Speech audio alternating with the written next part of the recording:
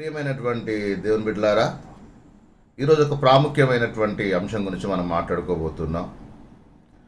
యేసుక్రీస్తు ఈ లోకానికి ఎందుకు వచ్చాడు అనేటువంటి ప్రశ్నలో ఒక ప్రశ్నకు సమాధానం ఏంటంటే, మత్తయి సువార్త 5వ అధ్యాయం 17వ వచనంలో ప్రభువారు చెప్పినటువంటి మాటను మనం జ్ఞాపకం చేసుకుందాం.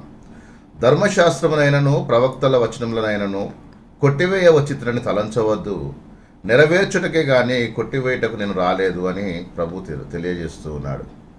దీని యొక్క అర్థం ఏంటంటే, యేసుక్రీస్తు ప్రభు వారి కంటే ముందుగా ఉన్నటువంటి ప్రవక్తలు కానివ్వండి, లేదా ధర్మశాస్త్రోపదేశకులు కానివ్వండి, లేదా శాస్త్రులు పరిసయ్యులు కానివ్వండి, అంతకుముందు ఉన్నటువంటి ఇశ్రాయేలు కానీ ఎవరు కూడా ధర్మశాస్త్రమును నెరవేర్చలేకపోయారు.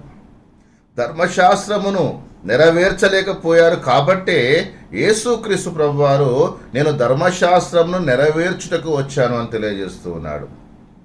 చాలామందికి అర్థం కాని విషయం ఏంటంటే, యేసు ప్రభు ధర్మశాస్త్రాన్ని కొట్టివేయనని చెప్పాడు కదా, మరి ధర్మశాస్త్రం కొట్టివేయబడిందని అంటున్నారేంటి అని చాలామంది ప్రశ్నిస్తూ ఉన్నారు.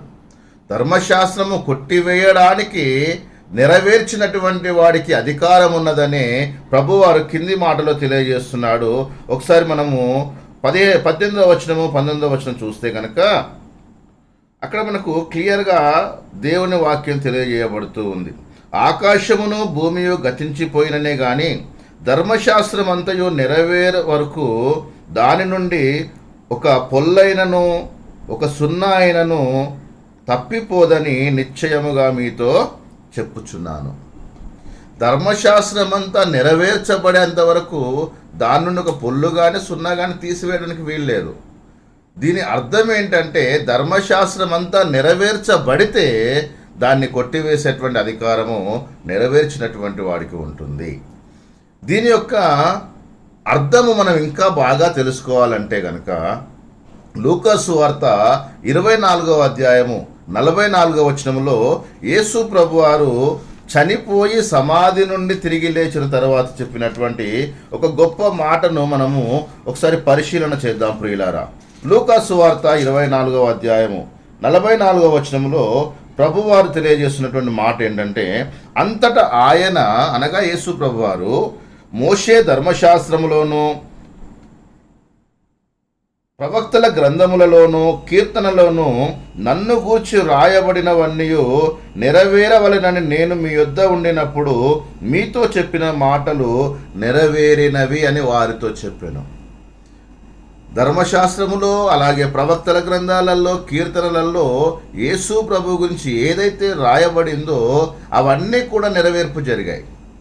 అందుకే యేసు ప్రభు వారు శిలువ మీద పలికినటువంటి 6వ మాట సమాప్తమైనది అనే మాటను ఆయన 6వ మాటగా పలికాడు. ఏం సమాప్తమైంది అంటే, ఆయన గురించి రాయబడినవన్నీ కూడా సమాప్తమయ్యాయి.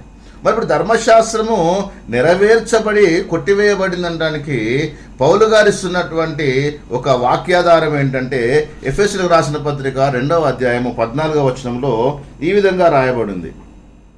ఎఫెసీ పత్రిక 2వ అధ్యాయము 14వ వచనంలో, ఆయన మన సమాధానమై ఉండి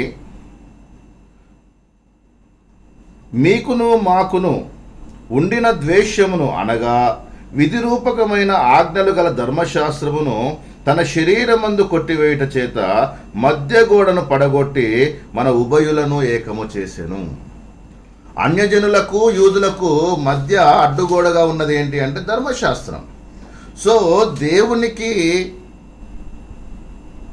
అన్యులకు మధ్యలో ఏముంది అంటే ధర్మశాస్త్రం అడ్డుగోడగా ఉంది. ఆ ధర్మశాస్త్రమును యేసు ప్రభు ఏం చేశారంటే, తన మరణము ద్వారా ఆ యొక్క ధర్మశాస్త్రమును కొట్టివేసి దాని మీద చేవ్రాతను తుడిచివేశాడు.